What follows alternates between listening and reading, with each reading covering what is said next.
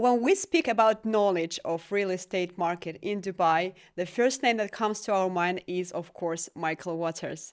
And we have Michael today, and I'm so happy, so excited, and so grateful for your time that you managed to come. Michael was a pioneer, if I can say that, of education in Dubai real estate market. He's a professor today of real estate in Heriot University, and he's also an author of this wonderful book. This is, by the way, how I got to know you. I Okay. just came across this book by accident in internet. I just downloaded the PDF version, began to read it, and I'm like, who wrote this book? And this is how I got to know you. There we I'm so go. happy. Yes, we can sit here today. I have tons of questions on Okay. Dubai real estate market, on the book, on yourself, on your career. Thank you so much. Okay. Well, thank you for having me on, and I look forward to chatting with you. Yes, thank you. We will come back to the book later on, and Okay. I have a lot of really things to ask about Dubai real estate market. But first, main questions I have is about education of real estate in Dubai, because you are the one who is providing the traditional professional education. Yeah. And in this case, we can speak about real estate agent as the profession. Okay. So, like, do you think, by the way, it's a profession like a doctor or engineer, or it's like anyone can become real estate agents, as a lot of people think? Um. Well. I guess the short answer would be yes. I do. I do think it's a profession. I think real estate, similar to other industries, like I guess like the car industry. If we look at another example, you've got engineers, you've got designers, you've got people. The whole sort of supply chain of that industry requires many different types of people, skill sets, etc. And in the context of real estate, brokers serve, a very important role. They are the interface not only to the public, but in my sort of professional background as a chartered surveyor, we look to brokers to find information in the market because you guys and women know the market much better than valuers or people who are doing strategic advice for clients. So you're a sounding board to the market. I think the market's regulated, so there's regulation there, and that means there's a barrier to entry in terms of to be a broker, you need to be licensed and regulated.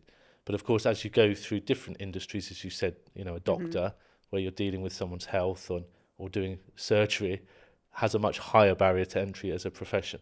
But I think within real estate, there are segments of different tiers that you can enter to. And as I started out myself as a broker, I've worked through various qualifications and I am what I am today, but one of those was a chartered surveyor. And not everyone can become that. It requires either a degree and a minimum number of years experience. So I'm sure as a broker you're familiar with the valuer and the valuations that the banks do. That has a higher entry point to the industry. So I think yes, brokerage is a profession. You you provide a service to a client. There's an ethical element to it. It requires skills. So they're all sort of the definitions of what a profession is. So I've tried to explain why I think it's a profession, but But this is interesting because at the same time, when you see some reels about real estate agents, for yeah, example, or you go through the comments, this is what's surprising me the most. And people mention that they gain 2% up to 6%, for example, in the United States for the service yeah. of real estate agent. There is a bunch of comments, these haters comments like, what are you getting paid off? Like, it's never ever, presumed to be a profession from other people's perspective. What do you think can define a professional agent from just, a Mediterranean? I think any industry requires it's a standard of service. And I think we're seeing it more and more in Dubai real estate. Yes, you can be a mainstream broker. You can, I guess like any industry, I there's love this people that mainstream broker. they do the expected role of a broker. They match a buyer and seller together. They advertise a property through various channels, and they hope through that process that someone comes along, falls in love with the property, and buys it. But what we are starting to see some sort of separation of if we call them top tier brokers or higher quality brokers that are giving advice. They're providing knowledge to clients. So that's an example of a standard of service. Some go into talking about the investment appraisal, and they actually work through with a client what the numbers mean. That's again another way of separating that standard of service. So I think to just sort of have a broad brush, all brokers are the same, and they just get high commission for doing nothing is a bit unfair, and I think unrealistic to all the hard work that goes into deal making, negotiating, aligning the market conditions with the expectations of buyers and sellers. So I think and going back to the question, I think why there is that attitude towards brokers is because it's a bit like a scorned relationship, isn't it? I mean, you have a bad experience in some part of your life and you hold it against... Just spread it you hold it against someone. all the market. I mean, if we have a bad relationship, we don't stop having relationships with people. It's a bit of an odd dynamic, but, agents are the interface. I think if you say real estate to someone, your first reaction is brokerage, selling. The person that came into my mum and dad's house and sold it or leased it to someone. You are statistically the larger portion of the market, but there are so many facets to real estate, and I think with the education element, that's what we're geared towards. We understand that there's starting points, but there's also careers where people want to start advising funds or institutions about where they should start putting money or taking money from one market and placing it into another more strategically, that requires some sort of educational path or journey to that. But how did you come to this journey, by the way? Because you mentioned before that you started as a sales in real estate back in UK. Yeah. You moved to Dubai in 2009. How did you come to the idea, to make this market analysis and education? Okay. Yeah, this is very interesting. It's not a particularly interesting story, but I guess people sometimes, it's a great question. I mean, people want to know where someone's come from. But I guess my interaction with real estate did start off in brokerage. I was looking at different career options when I was finishing university. My father was a chartered accountant, and by his sort of, I guess in my blood, there's some numbers and analysis as part of that. And he was sort of steering me to that profession. He'd had a fairly successful career as an accountant, and sort of said, well, why not that? And I'd met companies, I did interviews. I'd always sort of think, do I really want to do this? And then I found a number of firms where I was based at the time in the UK, and I thought, let me try. That looks interesting. That looks dynamic. Meeting clients, again, matching the needs of home buyers. So I did brokerage for around about a year. It wasn't a long service to brokerage, but it got me interested in the profession. It got me understanding the diversity of people that you meet, and the interest of that was more than the chartered accountant option. But I wanted to also go back and marry those two elements. I knew I was quite good with numbers, probably very over analytical in some situations, and I wanted to try and say, well, okay, I don't want to do chartered accounting, but is there something within real estate that matches that skill set? A research post came up at one of the UK universities, and I thought, well, okay, let me do that. I upskilled during that post and did my master's with that university to understand a bit more about the dynamics of property. And then, as you said, in 2009, having been invited to go and be a visiting lecturer at some of the other universities in the UK, I saw this opportunity to say, well, okay, Dubai, I've heard about Dubai. I mean, who hadn't at that time? Maybe education is a nice area that I can develop a skill set around, and actually, without sounding too pretentious, leave a legacy in that role. So, education is something I'm always been passionate about. Working with numbers, data is obviously an inherent part of my DNA, as I said earlier. So the job that I've got now and had for 15 plus years has enabled me to have the interest of the industry and meeting the profession or the future of the profession, as well as upskilling them and teaching them about different cases and examples. So it's been a very rewarding journey, very different to what people might align a real estate career to be. It's obviously quite niche and bespoke, but I have been able to sort of, as you say, meet new people, work with different companies, transfer knowledge, and again, part of the reason for writing the book was to also do that. So yeah, I've been very happy with the path that I've taken. And what was the market like 15 years ago? I don't mean only real estate market, but educational market. Because today we have rarer courses, we have some short courses in general. We have basic master degree in real estate in your university. What was it like back then? Yeah, it was. So the licensing was there. It's been there.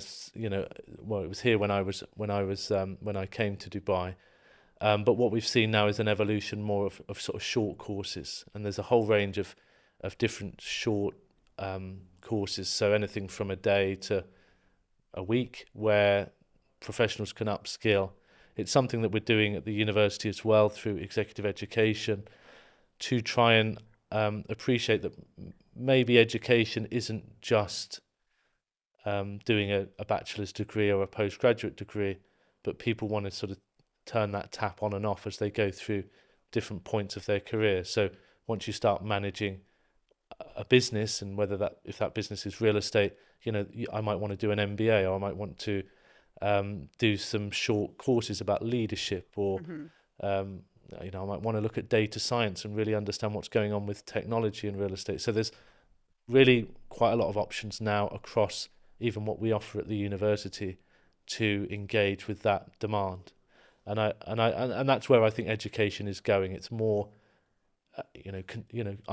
it's as we're in this generation, and more demanded as well. Yeah, and I want to consume this content, and I don't want, this area of the syllabus, but I want this aspect. So it creates a whole sort of evolution of what education is, because it isn't just you went to university or you didn't go to university. It should be, I need some knowledge.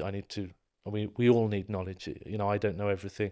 I've had to it's like you cannot learn. Not go. Yeah, so kind of thing. So right? I think that's where universities, that's the role that they're playing now. And a degree, so going back to what I launched, the degree is kind of a fast track for the entry to becoming a chartered professional.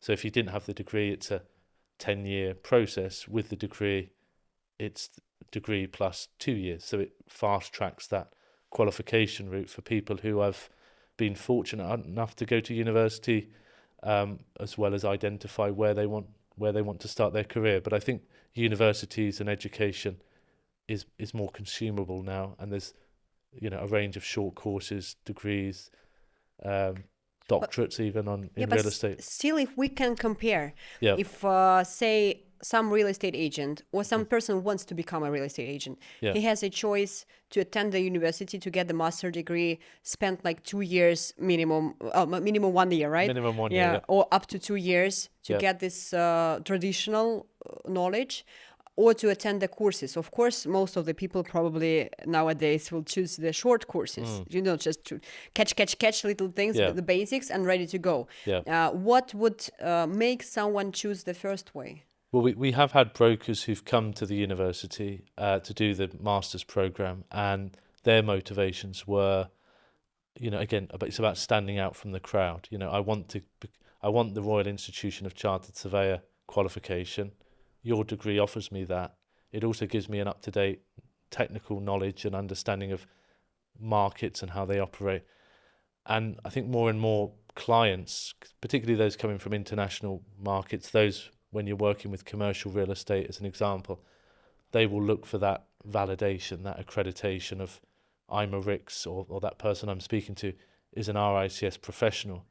Therefore, they are upholding a higher than regulated standard of service to their client, and they understand that they're internationally accredited. So therefore, there's a bit of a relationship that's built without even meeting the person. You know, you've got the RICS. Kind of part of the positioning, right? Yeah, Like a business card. yeah, and I'm some, yeah, licensed broker and I have a yeah, diploma in real estate. and some people like myself and the story that I told. You know, brokerage was a starting point, and it served them well. But there's so many facets to real estate, and that's one of the benefits. It's very inclusive. It's diverse. It's accepting of people's professional backgrounds and educational backgrounds. But there's also a pathway that, you know, someone who's maybe experienced brokerage but says, look, I really want to become a valuer. I mean, I'm just giving an example. I want to go and work for some of the leading global firms. I want to train as a valuer, and I want to be providing more advice to clients or banks or, you know, those recipients. So that the degree gives them a very clear academic path to that, which again is another reason why we get students coming to us. And there's been so many different diverse stories, you know. So we've had people go and take their degrees and do startups in places like Africa and Europe, more on the tech side. And we've had, you know, I'm still in contact with students who are now 10 years plus working since they've done their degrees in, you know, high level positions, and, you know, they've overtaken me, and they're doing fantastic. So it's really nice to have those successes, and I think it's testament to the fact that, you know, a degree isn't just, you know, an academic hurdle. It's, you know, we're teaching them very applied aspects to the industry. One of the feedback points is when we do the practical case studies and have the relationships with leaders in the industry. That's a really beneficial part of going to a university and having that, as well as the network that you get when there's 45 other people who are all interested in real estate. The same thing. You right. build relationships, and you know, they're you know, some of those relationships are for life. Some are for a few deals that you do every now and then. But it's a nice networking opportunity for like-minded I people. also think, yes, maybe aside of just presenting yourself some certain way, for yourself, the main advantage of this education is, as we mentioned probably before, once I came to Dubai and joined real estate field, I just needed some knowledge. I could not, you know, start the career knowing that I'm not from the field. I don't know anything. So you need to have something to assure yourself from one point of view. And it's like the picture is blurred.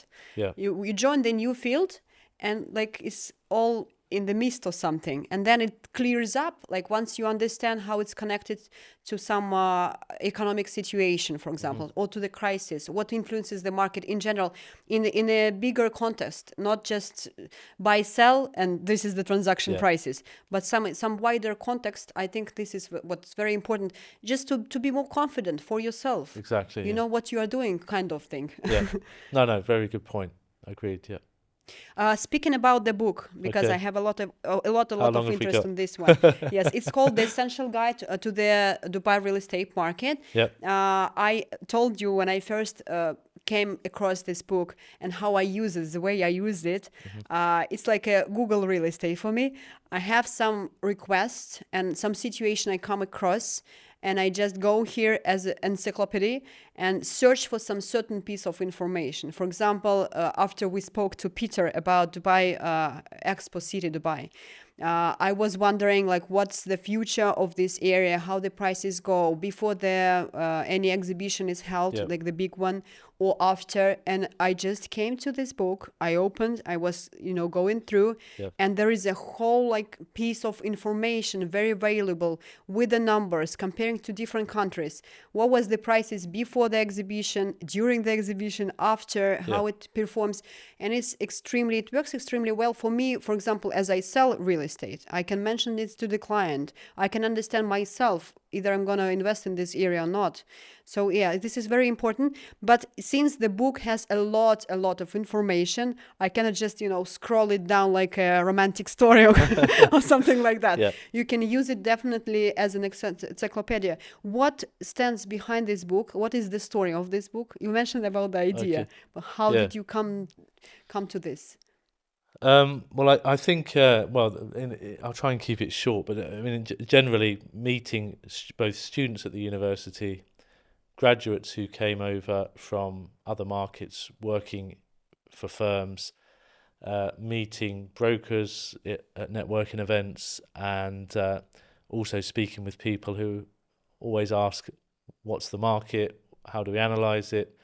Where's it going? Kind of led me to think, well, okay, there isn't really anything available in literature that really looks at Dubai real estate in an analytical way. So there's some really good stories and books about entrepreneurship and running businesses, and they're probably like reading on the beach.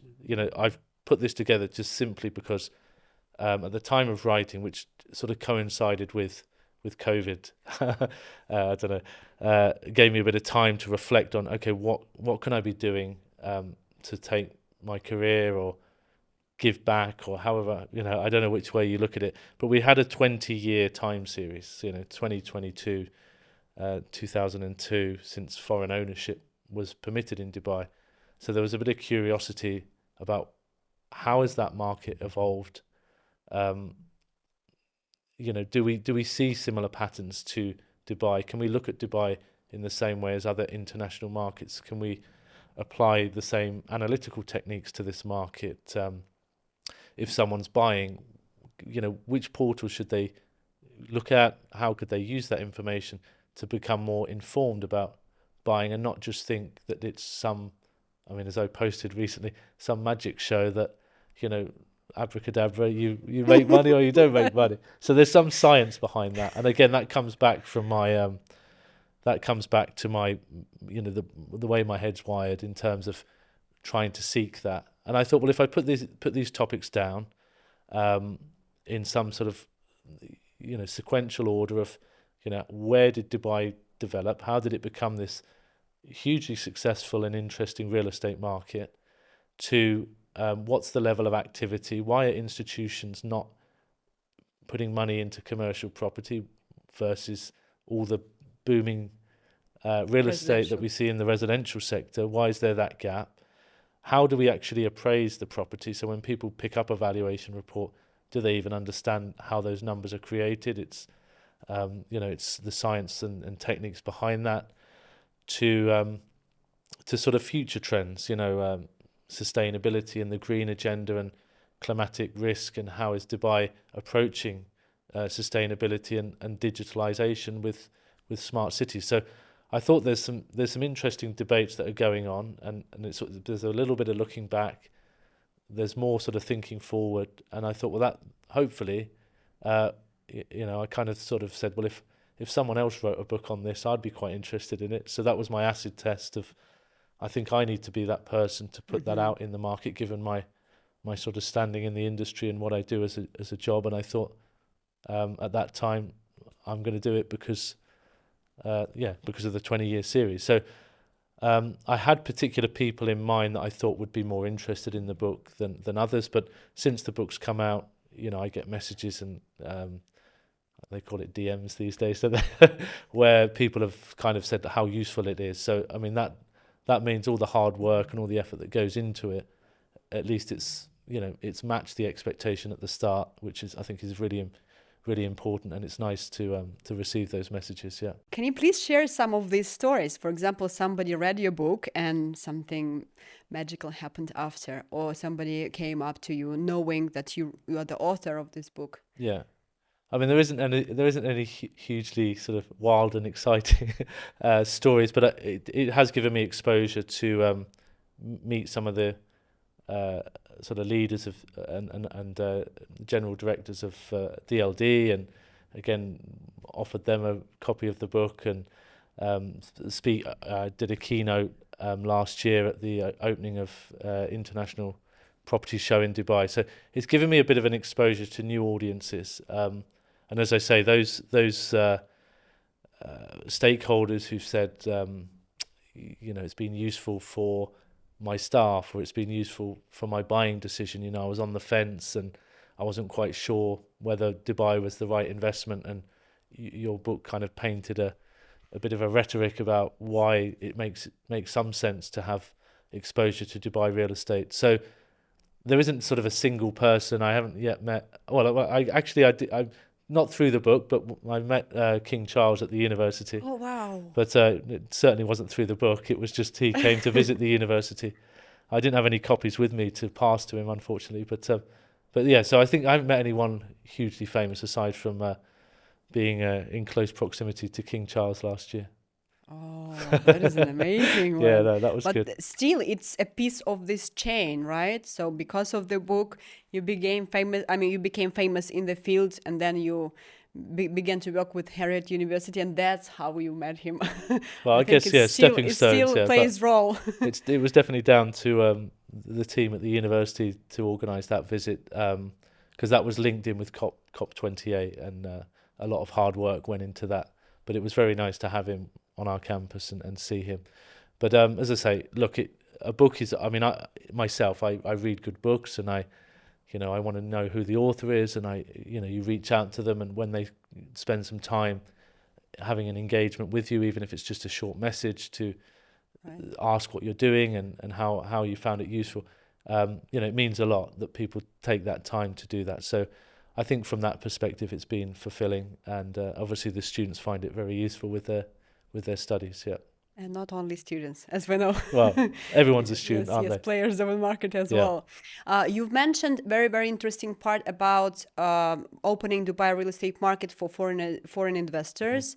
To summarize now, what do you think the key factors led Dubai to be so high demanded, both locally and internationally, for investment, for buying real estate for self-use?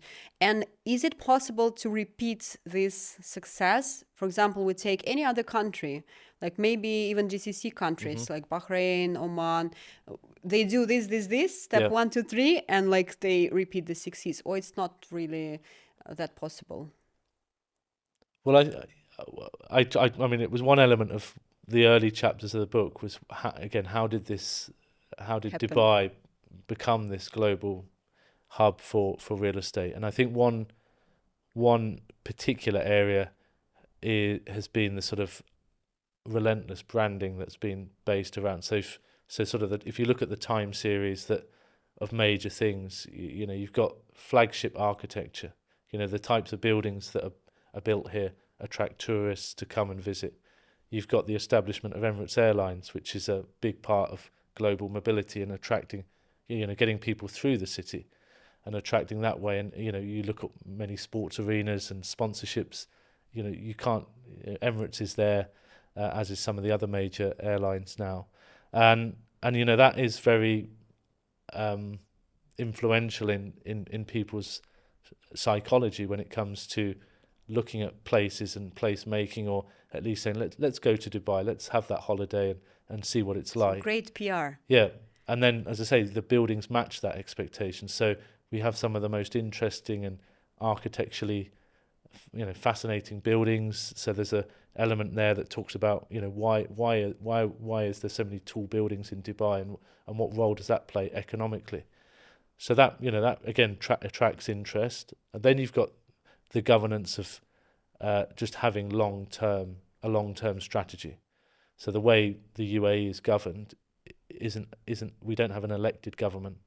We have a longer-term ruling of a royal family. So that allows much more strategic decision-making to be mapped out. Followed. Yeah, and followed. Whereas right. other countries, you vote in through a democracy, and it's like You never know what can happen they tomorrow. will abolish thing, some right? rules that the last government did to, show some stature, and it interrupts progress. Whereas we don't have that issue here. So I think a longer term vision, longer term strategies can be implemented much more effectively, or have been. I shouldn't say can be. They have been implemented, and then there's all the elements of the evolution of who are we attracting, and how are we keeping people in Dubai, which I think is over the more recent years is what the government have worked really hard on. So that might be a safe city, that might be to do with residency status, making the place much more desirable to live. It's less fragmented, the city. So there's a lot of amenities that means that many of us have a better quality of life here because of what's provided, and the access to that is inclusive and so on. So all of those things add up, and people, of course, over time start to assess that against other options that they have in their life. And obviously what we've seen recently is we've got more people coming to Dubai and making Dubai a longer term home, which I think is, again, it's down to the strategy, it's down to the to that. So I think they're the main things. What about interest rates? Because you mentioned that residential market has been driven for a while and has been demanded from the buyer's perspective, but interest rates, to my point of view, like as far as I understand, plays the major role in this, and that Dubai government and UAE government in general hold these interest rates on the same level. Is it the major factor or not only? Well, there's a bit of an outside influence on interest rates because we what goes on in America trickles down into our market, so we haven't got a full control of that. But one element that has helped the market is that pegging to the US. You know, the dollar is a global currency that is strong and stable. So it's allowed people to have some confidence when they invest their money here, that it's backed by the strength of the US dollar versus volatility that you might see in another currency basket elsewhere.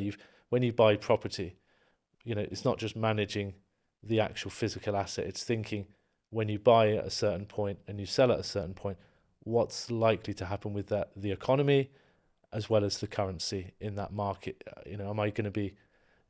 I might have on paper made 70%, but if the currency is being devalued significantly, my purchasing power elsewhere is lower than it was when I bought, and so on. So Dubai has that strength that the US dollar pegged, or the dirham, sorry, pegged to the dollar, gives that that sort of global recognized strong currency, which I think is important. So the interest rate element is important. I mean, historically, as you've hopefully found in the book, cash has been the more predominant power in the real estate market.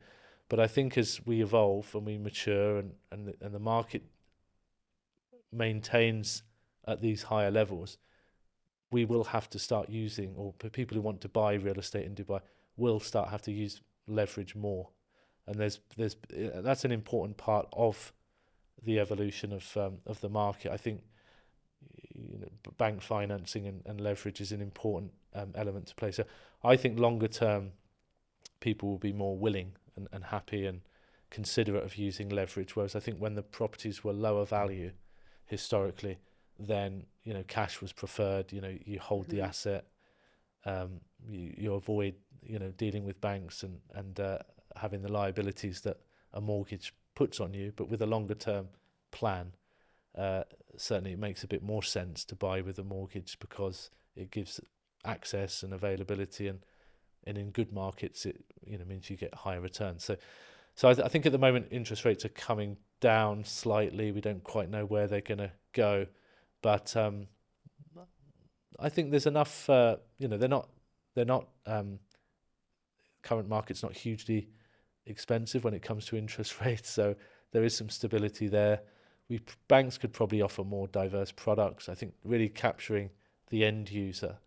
If I bought a unit today to rent to a tenant or to occupy for myself, there isn't really a separation in the product that I have.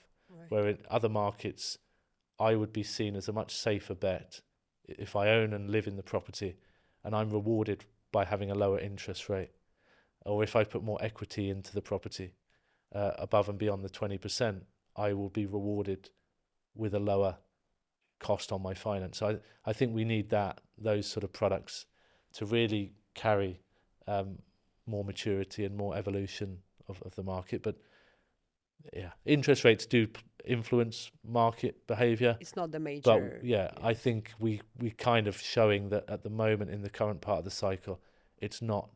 The only there aren't one. any. There's no danger signs there. I mean, the 20% deposit required gives a safety net. I mean, again, case study in the book picks up on that, how that regulation has tightened since 2013, has enabled the market to have much more stability, rather than this. You don't want these choppy ups and downs all the time. As the market matures, you tend to see a lower level of volatility, and that can be because of a diverse product. It could be to do with population growth. It could be to do with better informed data in the market to avoid, sort of outlier transactions impacting the market. So through that maturity, we should start to see banks sort of de-risking some of the products and looking at clients more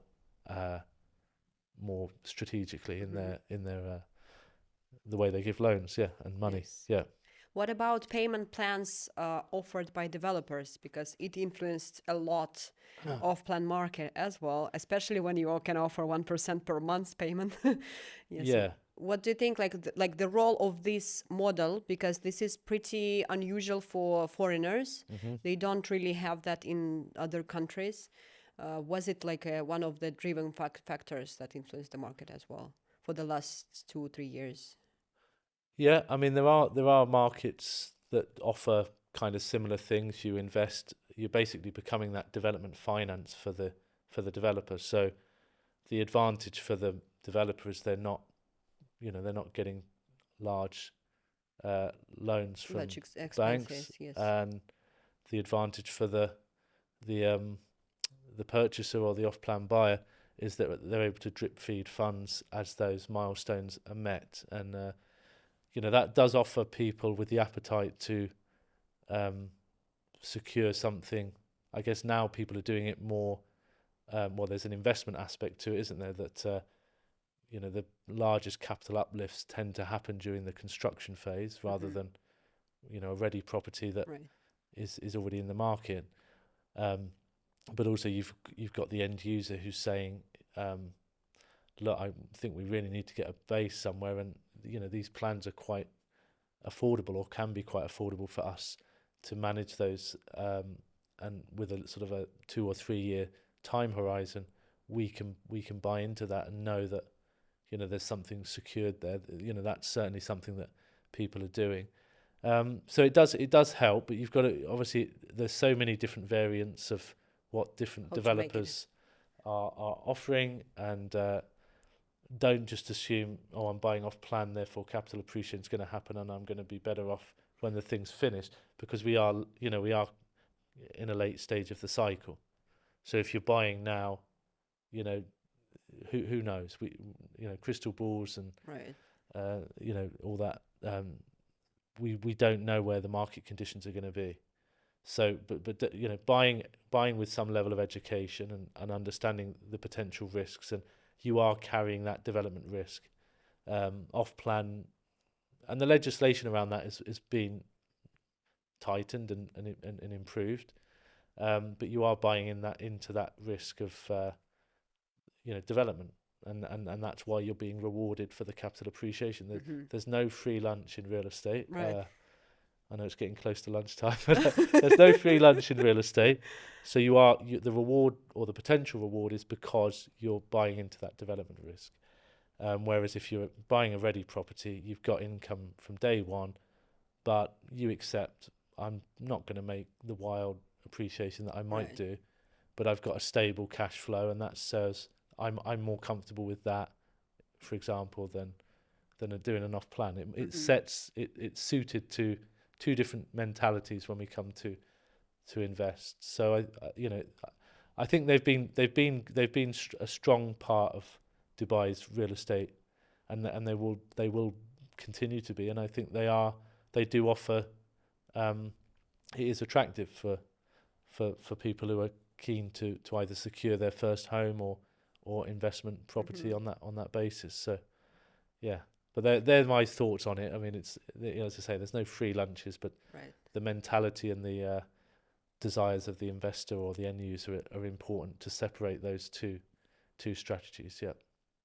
And you mentioned about residential property because Hmm. it was high demanded for many, many, many years. Yeah. But the situation we face now is a huge gap between residential and commercial because Yes. nothing was built, nothing was launched in commercial.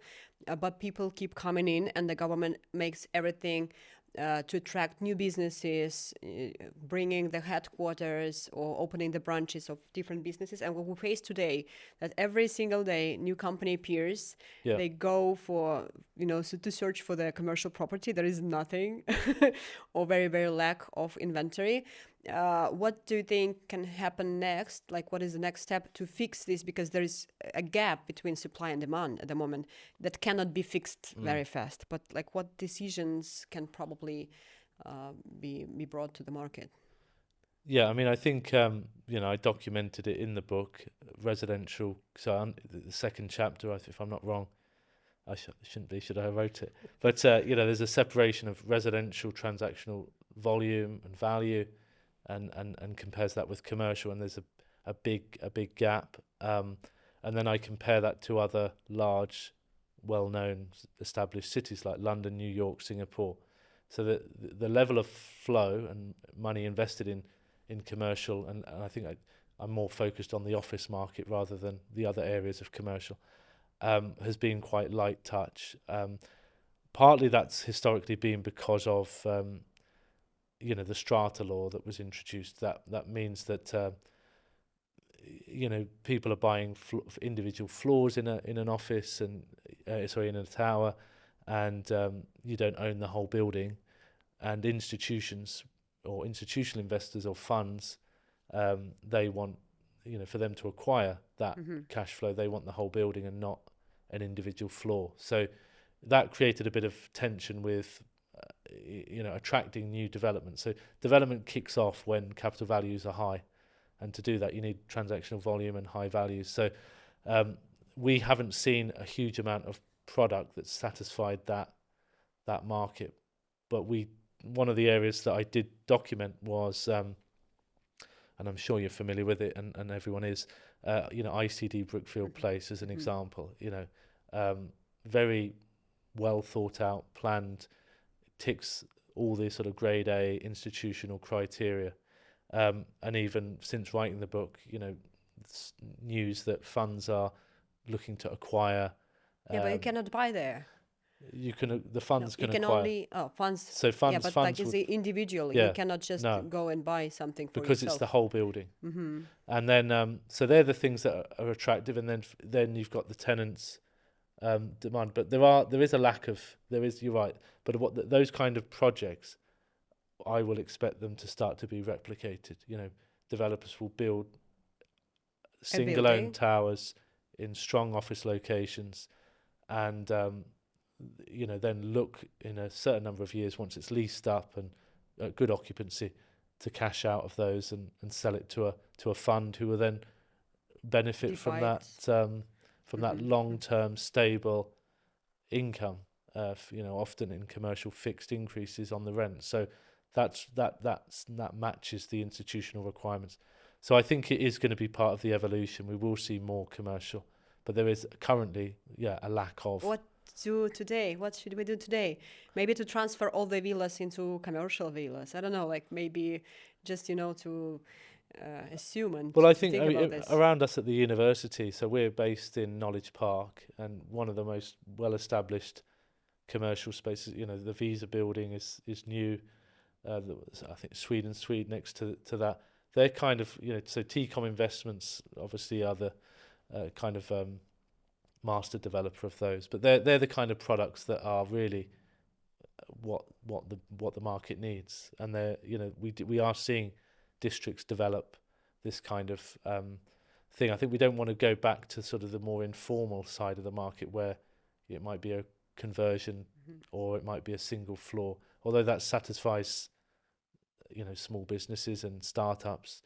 It's not often what it's going to create a big transactional flow into the market. So I just expect more of it as we move through the next sort of 10 years. Commercial will catch up. The risk elements of the market that were there historically to do with data transparency, So that's much better now, and you know, again, institutions or high net worth individuals or you know, people with a large capital will will be less reluctant to invest Mhm. in this market because it's got so much going for it. The economy, the types of businesses that it attracts that occupy the commercial space, the underlying asset will have a higher value, and of course more stability as that demand increases over time. Okay. Yeah. What problems do you think that don't have the solution yet in the market?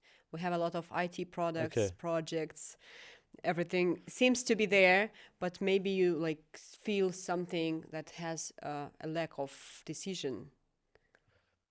Well, I've mentioned sort of the financing side with banks and residential, which I think could be improved. I mean, it's not a massive problem, but I would just expect to be to see that maturity develop as banks become more competitive for the long term business in that area. I think something.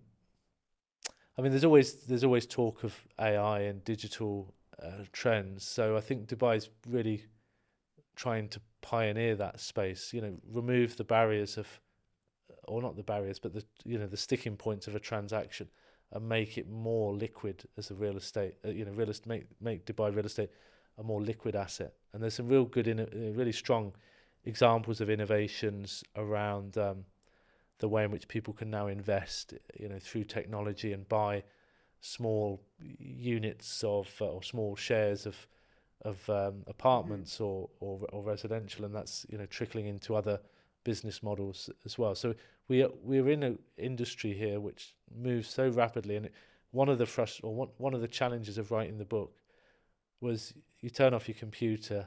2 weeks later, something's happened, and Right, right. you've got to revisit it. So one of the learning curves was, how do I keep this book relevant to for the next few years, or the next 5 years, and how do I ensure that the commentary isn't tied to specific events that are happening now? So I think that was one of the. I mean, I'm not answering your question, but going back to the book, that was one thing. But Dubai is very dynamic, and I think it encourages, you know, again, entrepreneurship, startup, tech, um, problems that are happening. I think uh, hard to identify. I mean, I think although we have better data, there's probably more to kind of segregate that further. Hmm. And I think whilst we are more informed with our decisions, or brokers can be more confident with the advice they give based off the models we have, we're still in that early stage, and there's still more to be done there. But that isn't a unique problem to Dubai. That's a Hmm. property General sector, real problem, estate yeah. uh, equation that we haven't quite been good enough to solve just yet. But I think you know Dubai is always up for a challenge, and maybe leads out on some of these things. Linking back to the commercial element, I think sustainability and green is going to be a real strong point to that. Dubai is a relatively young city.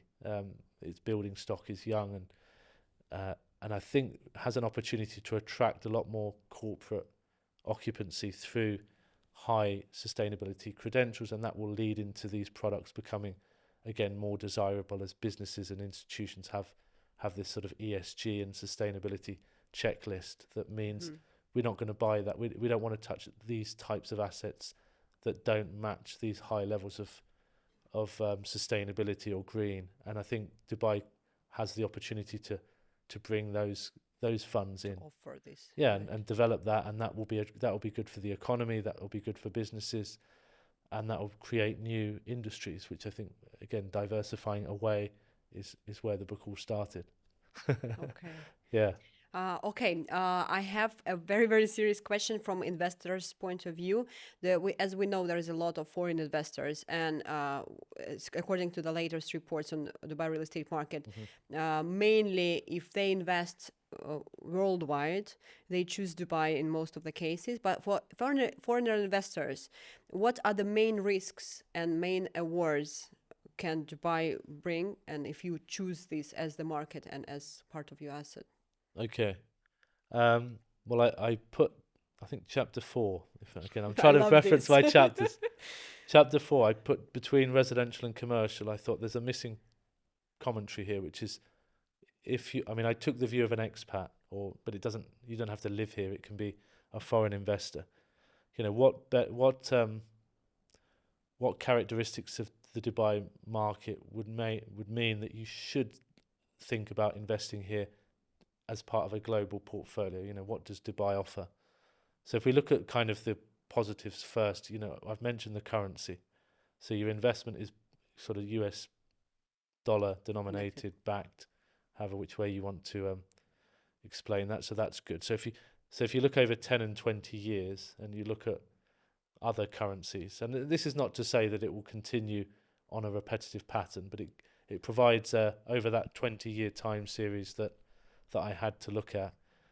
When you look at currencies like the Russian ruble or the Pakistani, is it rupee, Indian rupee, their currencies have been so devalued that if an expat investing in a home market and not Dubai, they would have obviously been worse off, or if they'd invested in multiple properties in their home country and ignored Dubai, what influence would that have had? So you're actually strengthening your return by investing in Dubai, because one of the main, very simply, why diversification is important. What are you looking for in your asset basket? You're looking for assets that don't move in close correlation to each other. So if you have all your assets in one geographical area, in one currency, then of course that performance is very much tied to that location. Whereas if you start to think, well, Dubai, so for my example, UK sterling, dollars, emerging, strong, growing economy versus a more mature Western economy, they're not going to have perfect harmony in their performance. They're not going to move in tandem with each other. So when Dubai's doing well, and the UK property market, although it's also doing well, but if it suffered some recession, there's a bit of protection there because they're not going to be triggered by the same things. So in average, your portfolio. So on average, you're heightening your return there because you're not having things with a huge geographical focus. So I think anyone doesn't have to necessarily be Dubai, but you need to start thinking about, are my assets in the same currency? Is there some hedging against currency performance? And are they in strong currencies? As I said earlier, if you buy in, I won't say countries, I don't want to upset anyone, but if you buy in a certain rubles. if you want to buy in a certain geography that has a currency, you are potentially that's going to be weaker than it is today. But it's something that's very hard to bet on. So to protect yourself, it's better to spread those bets. Right. I mean, there's that. Don't put all your eggs in one basket. There's some logic behind that. And Dubai's offered that performance metric. It's also offered, so the volatility's been a big issue. I mean, that's one of the barriers, I think, psychologically to Dubai is it's hugely volatile, but you're rewarded for that volatility. So you've got double-digit returns, so you've got your rent income and your long-term capital gain is much stronger than my home market. Right. Yeah, so yes, it's more volatile, but there's a reward for your patience. And I think the important thing with real estate, as we all know, is you buy and you hold for medium to long term. Yes, we hear stories of speculation and cashing in and out, but it's not that doesn't always work. We can take on high leverage, we can speculate, we can make a lot of money, we can also get burnt. So longer term, and again going back to the academic in me, it's much easier to sleep at night when there's stable return, but I'm being rewarded for that. Because yes, it's volatile, but if I'm just patient, I'll be rewarded. Same with equities. Equities as an asset class is more volatile than real estate, but the trade-off is your expected returns are higher in equities than they are in real estate. So again, it's that kind of philosophy that Dubai offers. And you're investing into a part of the world. It's not just Dubai. The whole Middle East region is developing into a much stronger economic economy. So there's some investment there in one of the most established cities in that region. So Dubai is often the leading city on various metrics, whether that's data transparency, sustainability, regulation of real estate. So, you know, that aspect is, yes, you've got exposure to the Middle East, but it's the leading city in the Middle East. Right. Can't remember what else I put in the book. I'd have to just let people read it. But they would be my thoughts on why Dubai is, you know, a good investment if we look at it from a global perspective. Okay, Yeah. thank you so much. I want to offer you one game to play, if you don't mind. Okay. We have that game in Russia. You grab the random book. You tell me the number of the page and the number of the line, Okay. and there is a prediction. Okay. So let's make such a prediction to our listeners and to our subscribers, if you don't mind Not sure using where this is going to your go. but wonderful anyway. book. Okay. Yeah. So tell me the page and the line now. What, that I've written a prediction, or do we just choose a? Yes. You just tell us what's gonna happen next. What to expect in Oh, Dubai real estate market. I haven't got the page numbers indexed in my mind, Okay. but I'm ready. I mean, there's some. I mean, at the No, end of just the most chapters, Page. there's a. Just the page. Okay. Random numbers. Two numbers. 78. Page 78. 78. Okay. And the line number.